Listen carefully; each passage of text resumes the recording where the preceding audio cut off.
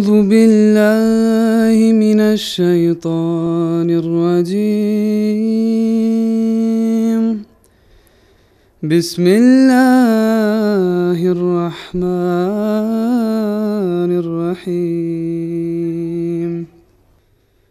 يا أيها الذين آمنوا كتب عليكم الصيام كما كتب على الذين من قبلكم لعلكم تتقون.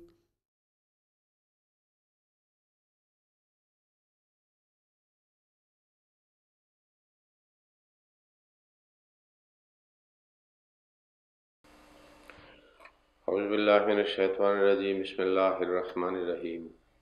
اللهم صل على محمد وعلى آل محمد كما صليت على إبراهيم وعلى آل إبراهيم إنك حميد مجيد.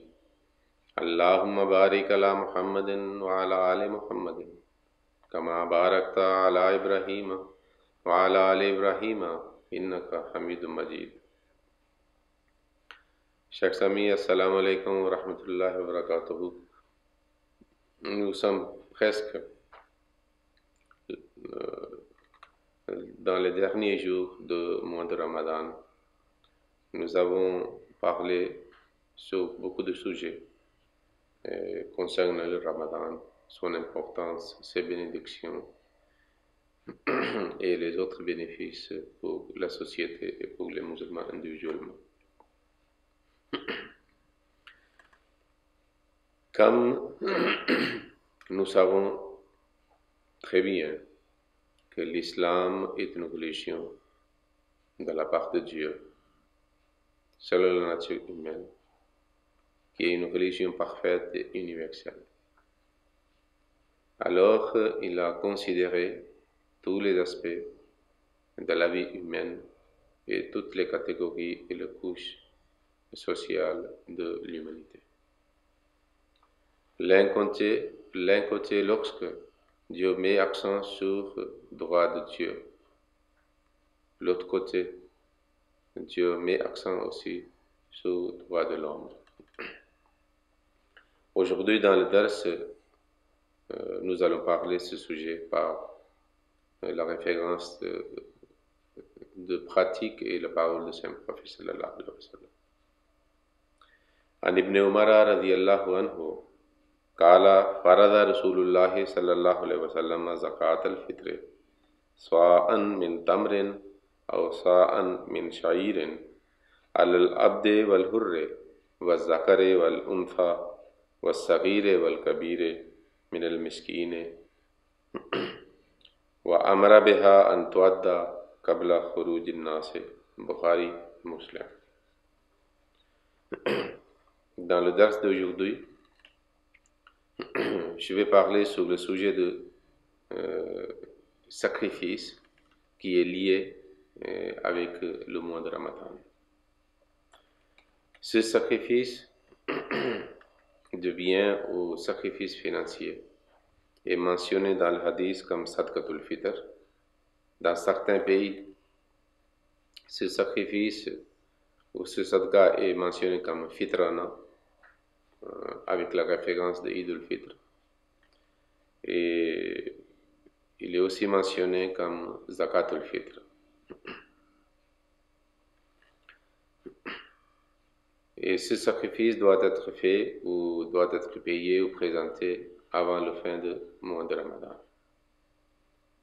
Hadrat Ibn Umar nous rapporte que le Saint-Prophète sallallahu alayhi wa sallam avait rendu comme farz obligatoire Zakatul Fitr ou Fitrana ou Sadqatul Fitr. Sa'an min tamrin ou sa'an min sha'irin, soit un sa de date ou de mai. Et puis il a dit c'est obligatoire pour tous les musulmans, soit esclave, soit un homme libre. Il est un homme ou une femme, petit ou grand, pauvre ou riche. Tous les musulmans payent Sadqatul Fitr. nous trouvons dans le hadith qui aussi élabore et projette la lumière sur l'importance et obligation en ce qui concerne Sadqatul Fitr ou Zakatul Fitr, que même si un bébé est né le matin du jour de Eid, alors on doit payer pour lui aussi Zakatul Fitr ou Sadqatul Fitr. Alors, cela voudrait dire que celui qui est responsable de la famille, il doit payer de sa part, de la part de son épouse et de ses enfants et les autres qui sont sous son abri. Ce Sadqatul Fitr ou Zakatul Fitr est payé selon le hadith que j'ai présenté pour vous avant de sortir pour faire la prière de Eid al-Fitr. Mais il vaut mieux qu'on paye quelques jours, au moins quelques jours avant Eid al-Fitr. Nous avons fixé ici en France, de la part de la mission islamique Ahmadiyya, 3,50 € comme par personne. Et chacun pour calculer selon le nombre de membres de sa famille. Pour le fidya, il faut savoir, seulement je vous ajouter, que nous avons fixé 5 € par jour.